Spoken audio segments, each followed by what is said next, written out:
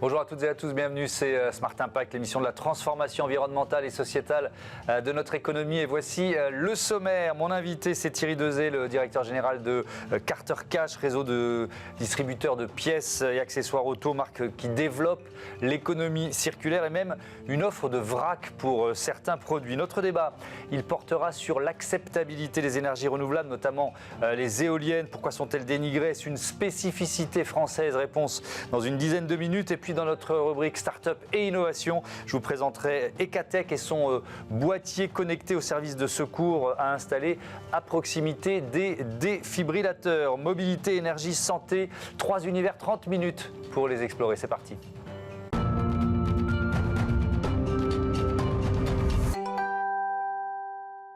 L'invité de ce Smart Impact, c'est Thierry Dezay, bonjour. Bonjour, bienvenue. Merci de recevoir. Vous êtes le directeur général de Carter Cash, enseigne qui existe depuis 2002. C'est combien de magasins, combien de garages aujourd'hui?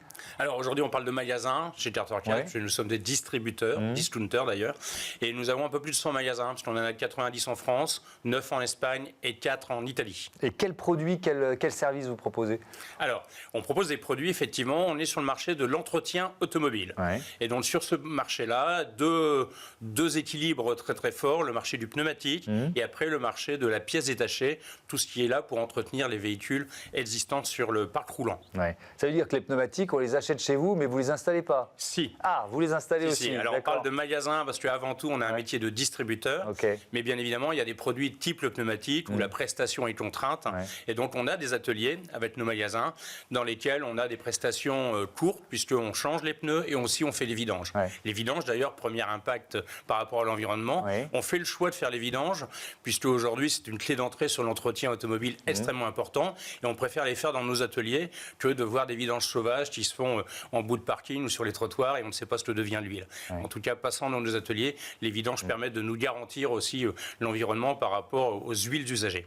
Oui, parce que votre enseigne, elle nous intéresse particulièrement ici à Smart Impact, parce qu'il y a un engagement des actions en matière environnementale, notamment qu'on va détailler. Déjà, depuis quand c'est un enjeu stratégique pour vous? Depuis toujours.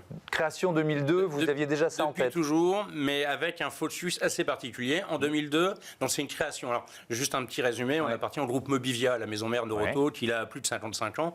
Et nous, on a démarré effectivement le 1er mars 2002 avec notre premier magasin sur Paris.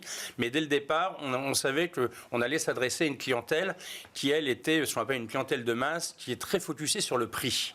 Et donc, en étant focusé sur le prix, dès le départ, on était dans une économie frugale. On va appeler ça comme ça.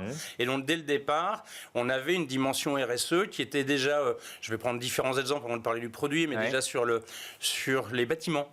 90% de nos magasins sont des friches industrielles. Donc, on ne construit pas de nouveaux magasins, mais on s'implante sur des sites déjà existants. Et donc, déjà là, on était dans une démarche, parce que économique, mais derrière, environnementale sur le bâtiment. Une deuxième dimension sociale et sociétale, c'est la promotion interne chez nous, qui est extrêmement importante. On a des métiers assez simples. On a une mécanique simple et autres, donc on est assez ouvert sur les jeunes courageux qui veulent venir travailler chez nous.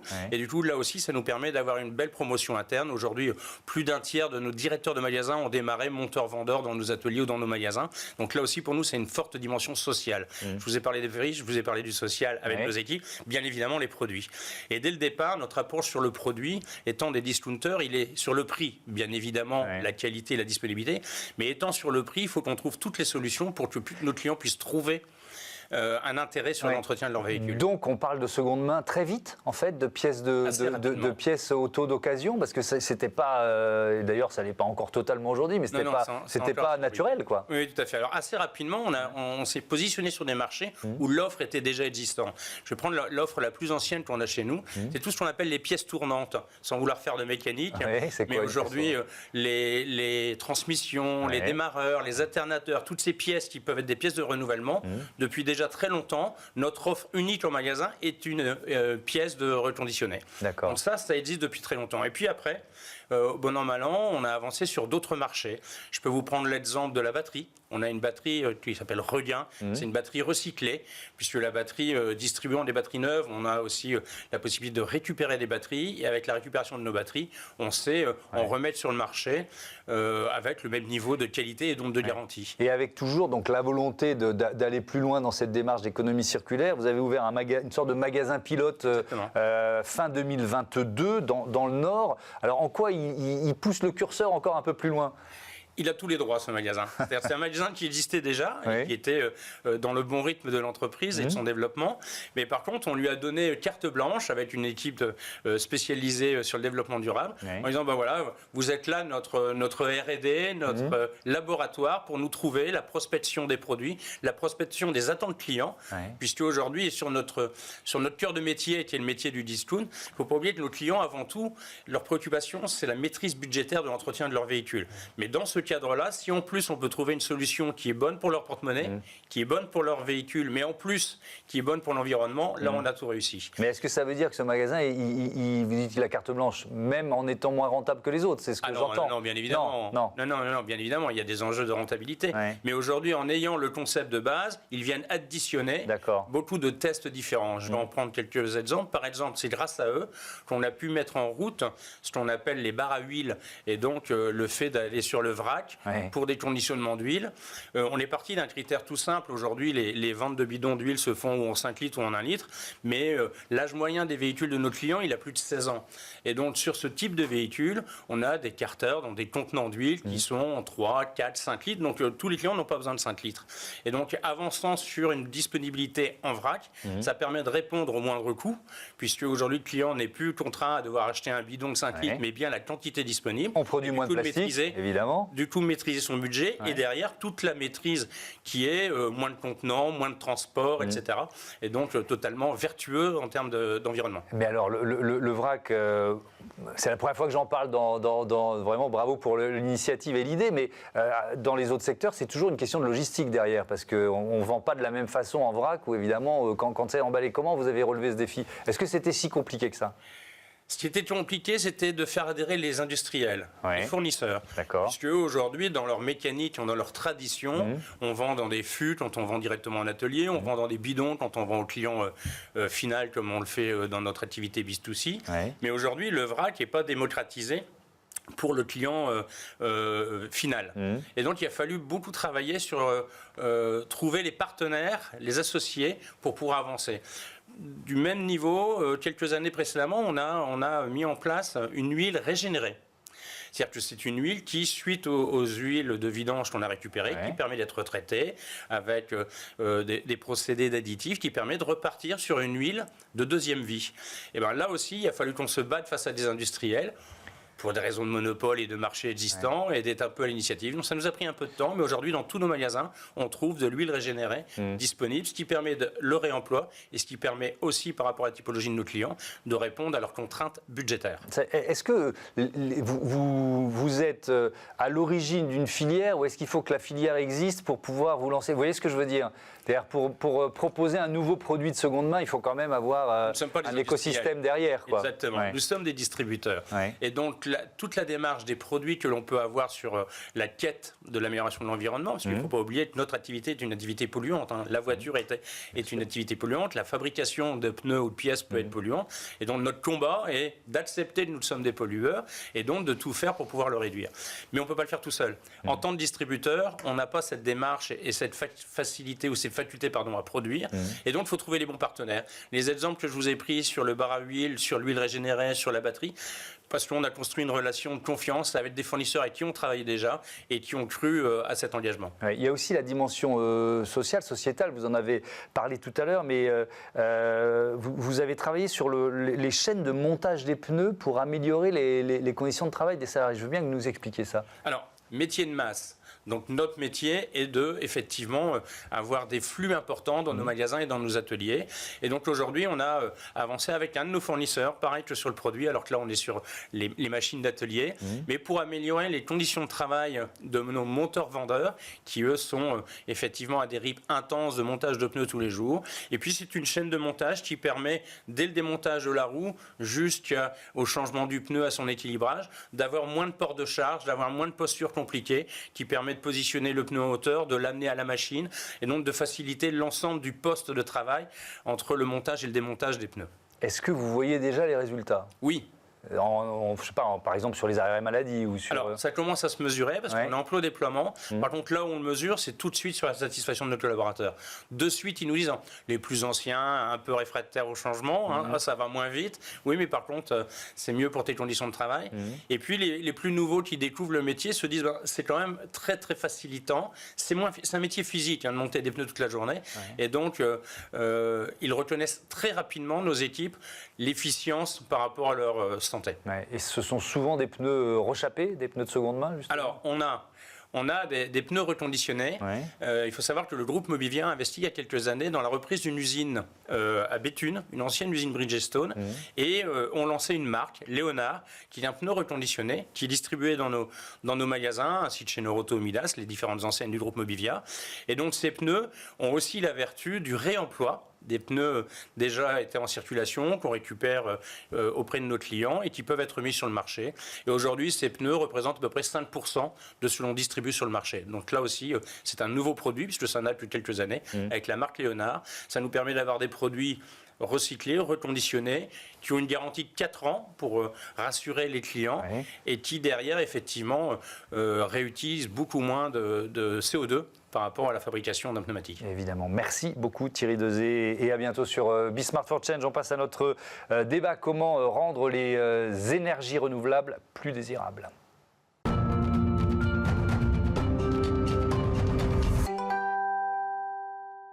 L'acceptabilité des énergies renouvelables, c'est le thème de notre débat avec Béatrice Delpech. Bonjour. Bonjour. Bienvenue, vous êtes la directrice générale adjointe d'Enercop et on est également en duplex avec Karine Sebi, coordinatrice de la chaire Energy for Society, professeure assistante en économie à l'école de management de Grenoble. Bonjour et bienvenue à vous. On commence par une présentation d'Enercop. En quelques mots, elle a été créée il y a une vingtaine d'années, c'est ça? 20 ans, ça fera 20 ans au mois de juillet, absolument.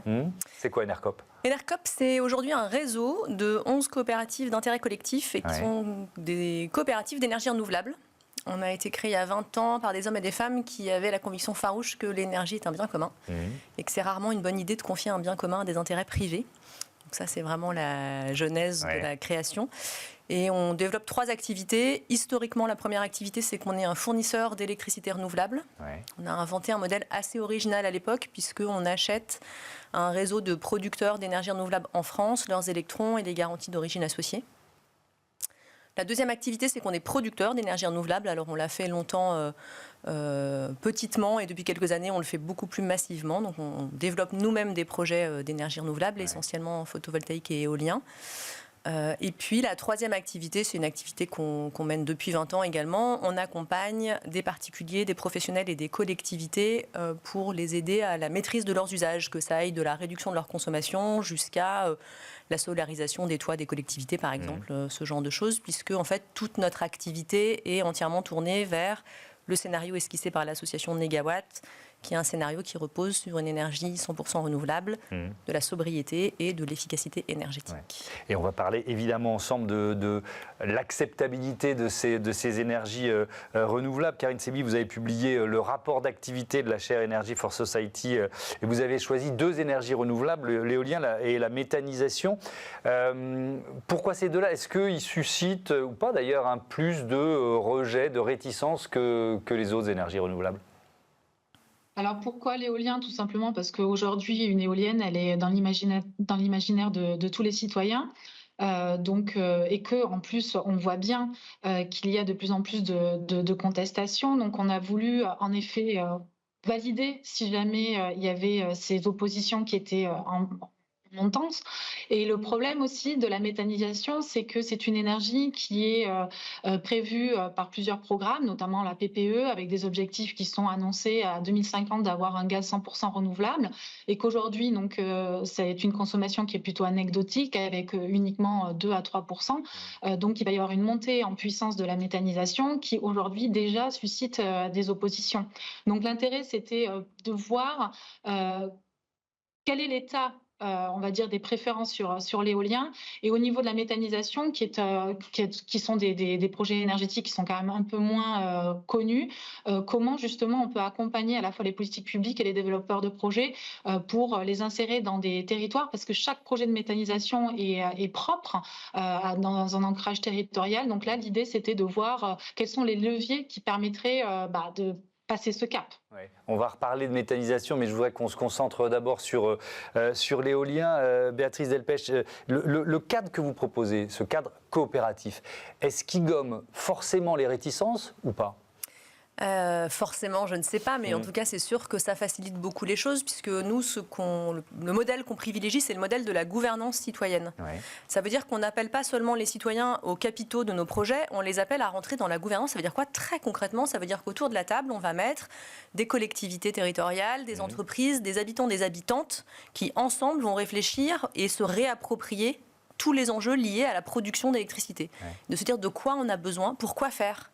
Si on produit sur notre territoire, on veut que ça alimente, par exemple, les services publics, on veut le revendre, dans quelles conditions, à quel opérateur, qu'est-ce qu'on veut faire ? Et donc, c'est vraiment un projet de territoire, en réalité. Donc ça facilite évidemment grandement l'acceptabilité des projets. Et puis, il y a une deuxième chose qui, je pense, est intéressante, c'est qu'il y a une étude qui a été menée par Énergie Partagée il y a quelques années qui montre que les projets à gouvernance citoyenne ont de meilleures retombées économiques locales pour les territoires. Mais de manière conséquente, j'ai envie de dire, puisque pour 1 euro investi, il y a 2,50 € de retombées locales dans le territoire quand le projet est à gouvernance citoyenne. Pourquoi ? Ce qui n'est pas le cas. Parce qu'il y a moins d'intermédiaires, il y a moins d'intérêt on va dire, traditionnel d'une entreprise privée. C'est quoi la logique ? Je dirais qu'il y a 2 facteurs majeurs. Le premier facteur, c'est que les locaux qui sont autour de la table vont privilégier des entreprises locales pour faire les travaux, déjà en premier lieu. Donc ça facilite, ça booste l'emploi local.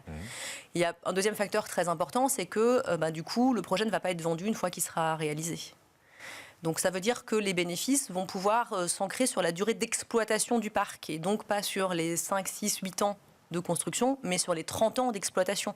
Donc ça fait des revenus très conséquents. Karine Sebi, vous avez donc analysé les raisons de ce qu'on pourrait appeler une forme de rejet français de l'éolien, parce que ce n'est pas tout à fait la même chose dans d'autres pays d'Europe. Comment vous l'expliquez ? Il y a une part d'intérêt politique, évidemment, parce qu'il y a des partis politiques qui se sont emparés de ce thème. Comment vous expliquez ce rejet ? Alors effectivement, ce rejet, on a essayé de l'expliquer en faisant des croisements avec des données sociodémographiques. Et le constat, c'est qu'il y a un bon tiers de la population, en fait, qui sont fortement opposés à l'éolien. Et on se rend compte que ces opposants, ils ont plutôt une affinité, une affiliation au parti d'extrême droite en particulier. Et on retrouve aussi des citoyens qui ne se prononcent pas au cours des votes, donc ce sont des abstentionnistes.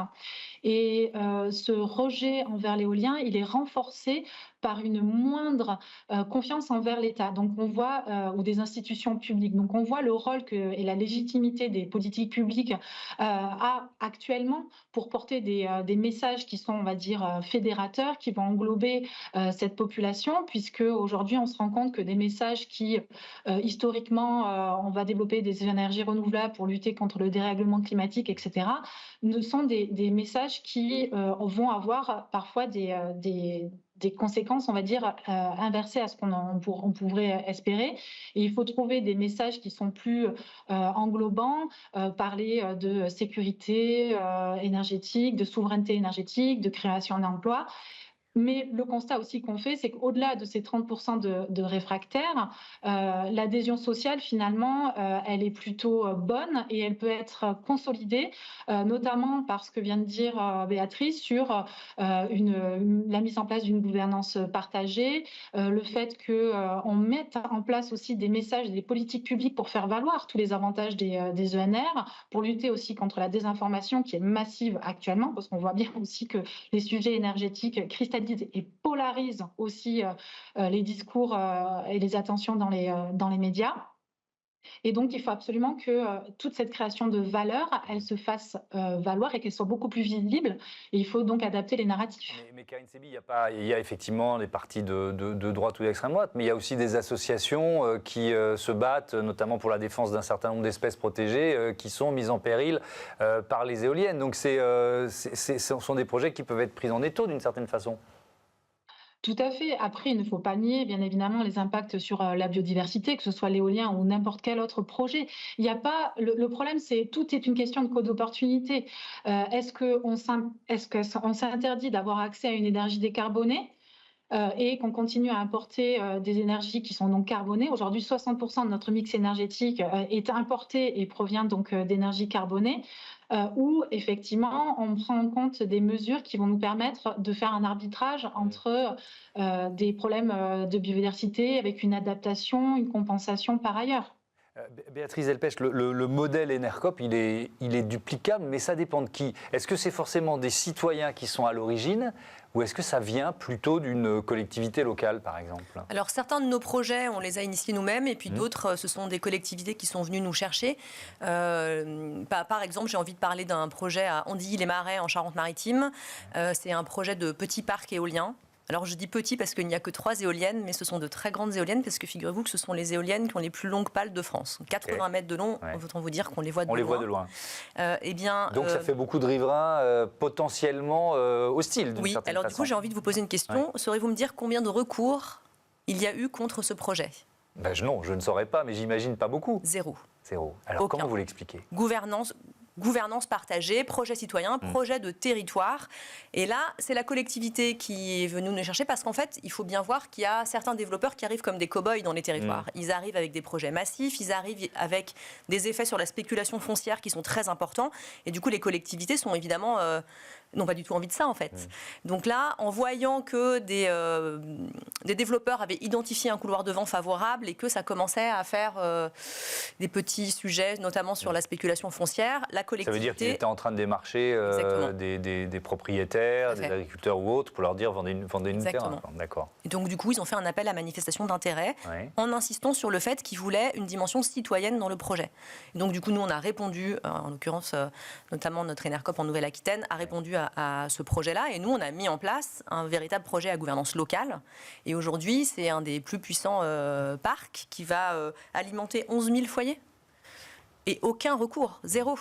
Vous en avez eu des recours sur certains d'autres de vos projets? Bien sûr. Et comment vous répondez justement aux inquiétudes des uns et des autres? On voyait que ça pouvait venir de différentes familles politiques.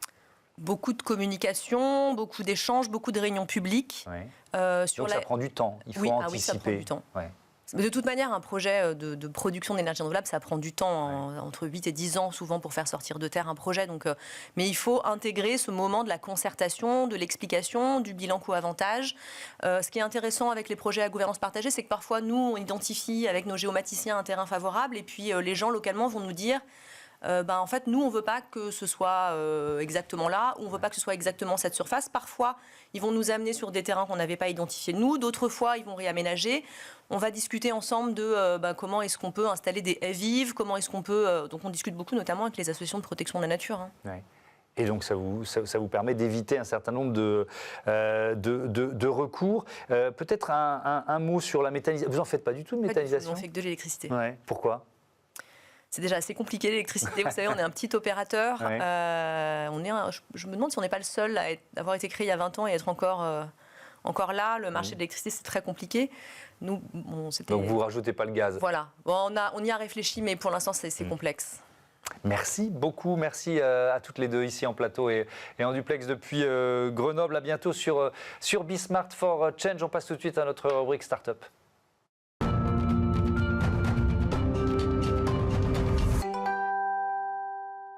Smart Ideas, vous le savez, c'est notre rubrique consacrée aux startups éco-responsables avec Frédéric Lebold. Bonjour. Bonjour. Vous êtes le fondateur d'Ecatech. Vous l'avez créé en 2022. Il y a 2 ans et demi, on va dire. Avec quelle idée? L'idée, c'était de changer la prise en charge de l'arrêt cardiaque. Un objectif ambitieux. Mais c'est de se dire qu'aujourd'hui, il y a 50 000 décès par an en France. Beaucoup de défibrillateurs, on en voit partout. Mais finalement, ils sont très peu utilisés. Et pourquoi? Parce que la plupart des arrêts cardiaques ont lieu à domicile. 80%, et les défibrillateurs sont dans les lieux publics. Ouais. Et en fait, au lieu d'envoyer des gens chercher un défibrillateur, nous, on a pris le pied inverse de dire on va alerter les gens autour du défibrillateur pour les prévenir qu'il y a un arrêt cardiaque et pour qu'une personne le prenne et l'emmène. Grâce à une connexion avec les pompiers. Alors justement, c'était la question suivante. Comment ça marche, quoi? Comment vous faites en sorte que si moi je passe dans la rue, d'un seul coup, je vais être prévenu donc par le défibrillateur, c'est ça qui va sonner ou qui va envoyer un message qu'on a peut-être besoin de moi. Expliquez-nous. Exact. En fait, c'est une voix qui va dire arrêt cardiaque à proximité. On a besoin du défibrillateur. Flasher le QR code pour connaître l'adresse. Comment ça se passe? En revenant un peu en arrière, c'est le témoin de l'arrêt cardiaque qui appelle les pompiers. Les pompiers, forcément, récupèrent l'adresse pour envoyer les secours et nous envoient l'adresse sur notre serveur qui va déclencher les boîtiers les plus proches. Ça veut dire que pendant que les pompiers font route vers l'endroit où ils vont devoir intervenir, on a déjà l'alerte pour le défibrillateur qui est lancé, c'est ça? Exactement. Okay. C'est quasiment, on va être, avant même que le bip des pompiers sonne, notre système va se mettre en route. Donc on est vraiment très rapide. Et l'idée, c'est que le temps que les véhicules de secours vont intervenir, pour quelques chiffres, sur Paris, on va être sur 7-8 minutes. Là où en province, on va commencer à être sur du 12, 13, 15, 20 minutes dans les coins les plus reculés. Et donc l'idée, c'est que le temps que les pompiers arrivent, on crée une action citoyenne. Et c'est vraiment ça qui sauve des vies. Et oui, parce que c'est le temps, évidemment. Plus on intervient vite, plus il y a de vies sauvées. Mais ça veut dire que les citoyens vont utiliser le défibrillateur avant même l'arrivée des secours, c'est ça? C'est ça. Et c'est vraiment tout l'objectif. Aujourd'hui, il faut savoir, comme je le disais, il y a plus de 500 000 défibrillateurs en France. Mais si l'un de nous deux fait un arrêt cardiaque demain, on n'a que 10% de chance qu'un défibrillateur nous soit apporté avant l'arrivée des secours. C'est vraiment très peu, alors qu'il y en a partout. Il faut arriver à créer cet échelon citoyen avant l'arrivée des secours. Alors, vous étiez venu sur ce plateau il y a un an. Vous avez, je crois, amélioré en quelque sorte le géocœur. Comment? Oui, tout à fait. On a un nouveau géocœur qui sort donc là avec deux objectifs. À la fois, le premier, réduire le coût, puisque on essaie les collectivités ont de moins en moins d'argent, etc. On essaie de rendre le projet le plus attractif possible.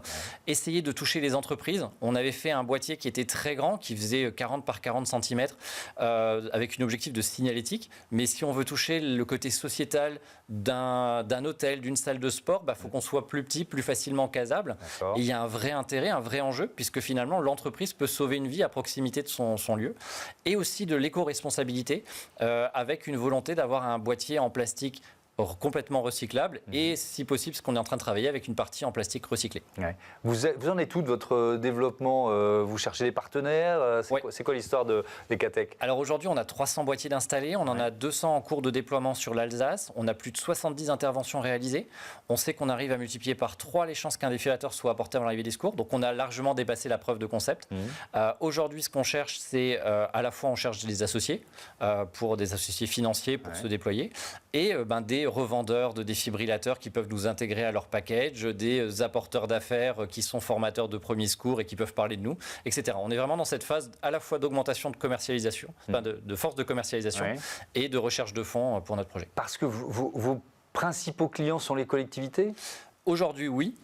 Et on essaye de pouvoir faire un mélange des deux, de pouvoir aller à la fois toucher les collectivités, ce qu'on fait actuellement, et les entreprises. Parce que pour une entreprise, c'est aussi un message qu'elle envoie à ses salariés d'engagement sociétal d'une certaine façon. C'est ça, et de se dire que finalement le défibrillateur, ce n'est pas juste une obligation réglementaire de dire on a mis un défibrillateur parce qu'on est obligé, mais c'est de se dire il peut sauver une vie à proximité. Effectivement. Merci beaucoup, merci Frédéric Lebold. Bon vent à Ecatech. Voilà, c'est la fin de ce numéro de Smart Impact. Je voudrais remercier celles et ceux qui m'accompagnent au quotidien pour préparer cette émission. Marie Billat, Alexis Mathieu, Juliette Milierina qui sont en charge de la production et de la programmation. Et puis le réalisateur aujourd'hui, Romain Luc, et l'ingénieur du son, Héloïse Merlin. Belle fin de journée sur la chaîne des audacieuses et des audacieux. Salut.